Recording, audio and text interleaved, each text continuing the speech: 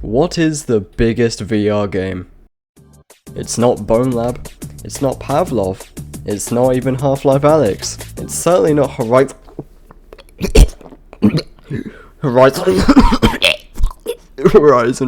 World. It's Gorilla Tag. Probably. It's one of the many games that started small on SideQuest, then had a release on App Lab, before a full release on stores like the Meta Store and Steam.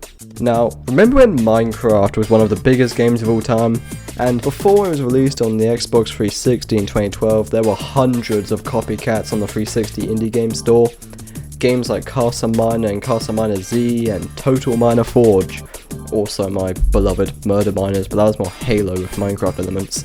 If you go to the Meta Store right now and search literally any of these keywords, you will be greeted with hundreds upon hundreds of Gorilla Tag clones designed primarily with the hopes of little Timmy on his quest to begging mommy for whatever microtransactions the game is bursting with. Scary Baboon.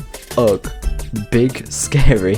Notice how all of these games sound like they were named by actual toddlers. Because they are literally made for toddlers to make sure they can easily pronounce the name when asking mummy for their credit card. It's pure unadulterated slop, and it kind of shows you how absolutely fried the VR scene is right now. And it's gotten to the point where you gotta pay for some of this slop. One game is certainly guilty when it comes to this. And these games house the main communities that are currently killing VR from the inside. Children and edgelords. And also pedophiles, but they're in their own special containment unit. Now you could say that children and edgelords is the chai tea of VR, since if you're an edgelord on VR, you're most likely a child and vice versa. And as someone with hundreds of hours in Pavlov, I know this from experience. My god, it's physically impossible to play that game without hearing some kid with their special American accent shit talking like it's prime Xbox 360 voice messages. But some of these kids on games like Gorilla Tag and Rec Room, rest in peace, be sounding way too young to be slinging slurs that haven't been uttered since 1891. The Quest 2 did some amazing things for VR, but it also made VR way too accessible to the absolute dregs of society. But enough about the community of these games. The gameplay in these games are just not fun either. It's all just boring, copy and paste shitty Gorilla Tag games made purely for profit. It's like the ghost of Ubisoft and Barry 43 with motion sickness decided to possess every single VR indie dev and force them to shovel out slop to the trough so little Timmy on his pre-owned Quest 2 can eat it up with the rest of the piggies.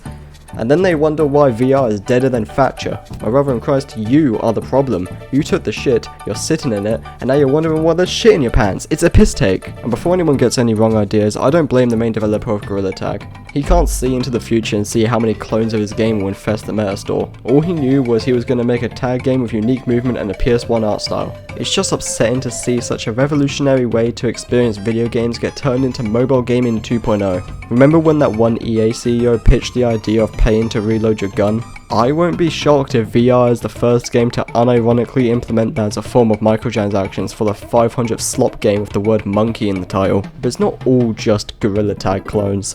There's games like NoClip VR, a Backrooms game. You remember the Backrooms, right?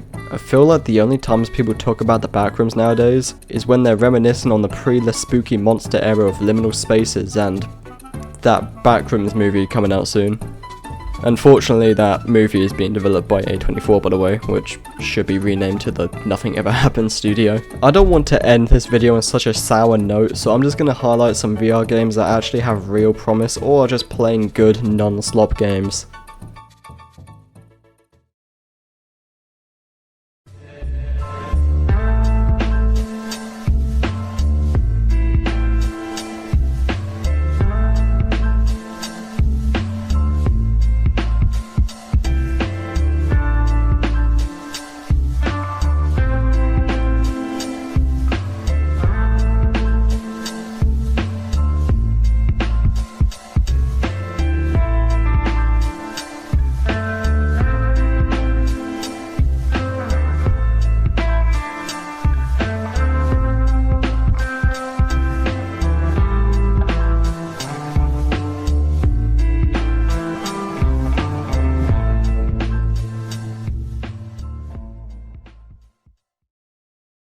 I'm sorry if I came off as some bitter asshole in this video, but it's so saddening opening the meta store only to be greeted with the lowest quality of slop that somehow has thousands of 5-star reviews written by literal children.